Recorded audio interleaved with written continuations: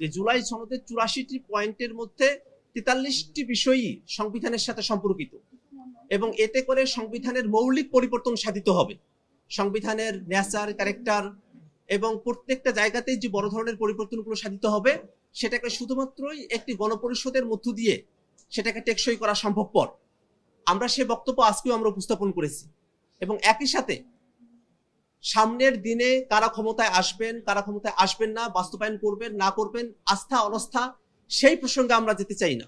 আমরা যেটাকে সব থেকে জরুরি বিষয় মনে করি যে বাংলাদেশ তার জন্মের পরে অর্ধ শতাব্দী পরে আমরা যে সুযোগ পেয়েছি সেই সুযোগকে যেন আমরা কোনোভাবে হাতছাড়া না করি। আমরা যেন অবশ্যই এটার একটা আইনি ভিত্তি দাঁড় করাই। আমরা যদি শুধুমাত্র অঙ্গীকারের মধ্যে সেটাকে রাখি এবং আইনি কোনো কার্যকারিতার জায়গা আমরা না রাখি তাহলে এটা দুর্বল অবস্থায় থেকে যাবে। আর যদি আইনি কাঠামো দেওয়া সম্ভবপর হয়, আইনি ভিত্তি দেওয়া সম্ভব হয় এবং তার ভিত্তিতে সামনে নির্বাচন অনুষ্ঠিত হয় তাহলেই কেবলমাত্র এখন থেকেই আমরা এটাকে কার্যকরভাবে টেকসইভাবে আমরা বাস্তবায়নের পথ আমরা খুঁজে পাবো। সে কারণেই আমরা বলছি যে সামনে কারা নির্বাচনে ক্ষমতাপ্রাপ্ত হবেন না হবেন সেটা তো এখন নিশ্চিত করে বলা যায় না।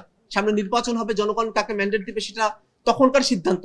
কিন্তু সেই নির্বাচনে যারা নির্বাচিত হবেন তারা যেন জুলাই সনদে আমরা যেরকম রাষ্ট্রটার কথা বলেছি সেরকম ভাবে যেন তারা রাষ্ট্র ক্ষমতা পরিচালনা করেন, সেখানে যেন কোনো ব্যত্যয় তৈরি না হয়, সেই উদাহরণ যেন প্রথম দিন থেকেই কার্যকর হয়, সেরকম ব্যবস্থায় যেন ঐক্যমত্য কমিশনের আলোচনার মধ্য দিয়ে আমরা সিদ্ধান্ত উপনীত হতে পারি, সেই আশাবাদী আমরা রাখতে চাই।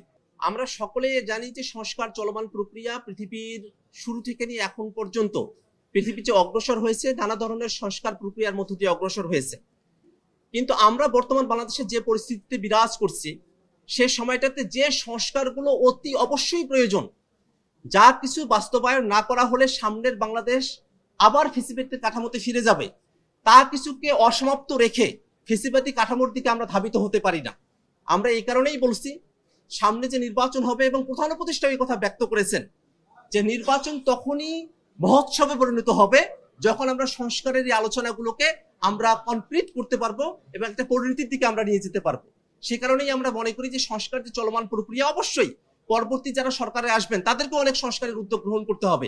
এর মধ্য দিয়ে সব ধরনের সংস্কার সম্পূর্ণ হয়েছে আমরা এটা মনে করি না, কিন্তু রাষ্ট্রের জন্য যা সব থেকে গুরুত্বপূর্ণ তেমন বিষয়গুলো যেন সংস্কার ভবিষ্যতে আরো করতে হবে এই ধারণায় এখন যেন পিছিয়ে না যায় সেই আহ্বানটা আমরা রাখতে চাই। ঐক্যমত্য কমিশন যখন এক্সপার্টদের সঙ্গে আলোচনা করেছিলেন তারা অনেকগুলো পন্থা নিয়ে কথা বলেছেন।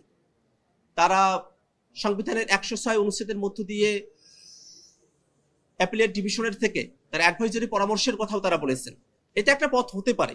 আমরা সেই বিষয়গুলো নিয়ে পর্যাপ্ত আলাপ আলোচনা করছি, কিন্তু আমরা যে বিষয়টাতে সব থেকে এটাকে কমপ্লিট মনে করেছি যে গণপরিষদের মধ্য দিয়ে এটাকে টেকসইভাবে বাস্তবায়ন করা সম্ভব, আমরা সেই কথাই এটা বলছি।